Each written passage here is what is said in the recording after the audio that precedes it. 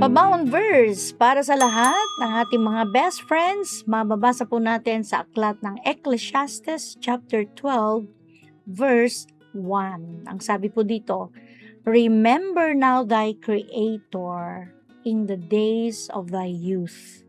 Alalahanin mo rin naman ang iyong manlilikha sa mga kaarawan ng iyong kabataan. Best friend, ang ating pong mga kabataan, patuloy pa rin po silang magiging pag-asa ng ating bayan. Kahit po ngayong panahon ng global citizenship nila.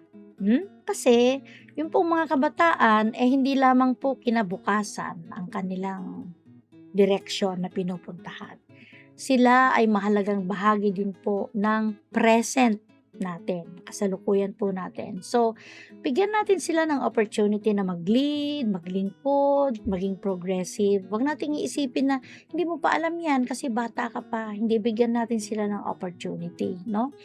Technology ay dapat gamitin responsibly, ethically, at ng may karunungan. Huwag natin gagamitin ng technology para manira ng tao, para mandaya. Huwag natin gamitin ng technology para mang-fake, no? Daming ganyan, manloko ng tao. No. Yan. So, gusto natin gamitin natin ng social media na pwedeng maging kasangkapan po, no? Para ma-improve ang buhay natin, para ma-impluwensahan natin ng tama at ng mabuti ang ibang tao at kahit pa yung ating mga kabataan. At syempre, ang pinakamahalaga po dyan, yung paghandaan po natin, yung buhay na gagamitin ng mga batang yan. So, hindi lamang education ang importante, kundi yung pong makilala ng mga batang yan ang ating Panginoon. And the only way they can do that ay kung sila ay nag-guide na magpunta sa church, ipakilala si Kristo as their Lord and Savior. Yun ang responsibility natin bilang mga kabataan best friend. So, anong gagawin natin? Mag-mentor tayo.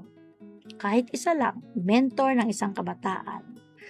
Convince natin sila na mag-volunteer sa community, mag-member sa isang grupo at tumulong. No? Kahit tree planting, book reading, basta volunteer work, track saturation, basketball, etc. Ayan. At pag may nakita kayong ginawa ng mga kabataang ito na mabuti, purihin po natin, Huwag yung tao ang pupurihin natin, yung act na kanyang ginawa. At importante, 'di ba sabi natin kanina mag-mentor tayo ng isa, ay huwag mo lang i-mentor, ipanalangin natin. Ipapanalangin natin. At kayo namang mga young people, kayong mga kabataan, gamitin ninyo yung lakas ninyo, yung talino ninyo, yung influence ninyo para maka-convince na kayo nga ay mabuti, at syempre, let everything be done not only with sobriety, but also do it in the name for the glory of God. Huwag nating isipin na ang galing ko, ang gwapo ko, ang ganda ko, ang yaman ko, matikas ako, pinakamatalino ako. Hindi. Lahat yan, ginagawa natin ang mga bagay na mabuti para sa hindi lang pang sarili natin, kundi syempre makita ng ibang tao ang Panginoon sa buhay natin. Yun ang importante, ha?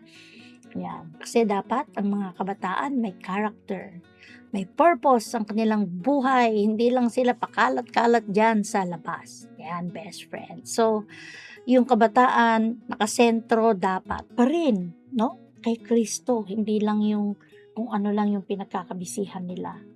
Huwag na ninyong hintayin pa na papansinin nyo lang ang Panginoong Hesus pag may sakit ka na, pag meron kang kailangan, wag na. Don't wait, wag na yon, Ayan. Sa mga salitang yan, nais nating tapusin ang ating program. Thank you so much for listening. Lily Garcia nagsasabi po sa ating lahat. Really a great and wonderful day. Ang ganda ng ating mundo. Ang hardin ng daigdig, ang lawak, ang lawig, ang ganda, ang ganda, ang ganda. May puti, may pula, may lunti, may ginto. Ang ganda ng mundo. Ang ganda ng kalikasan,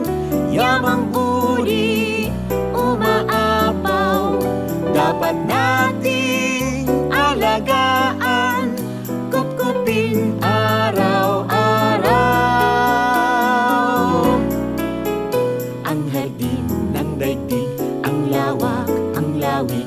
Ang ganda, ang ganda, ang ganda. May puti, may pula, may lunti, may ginto. Ang ganda, ang ganda,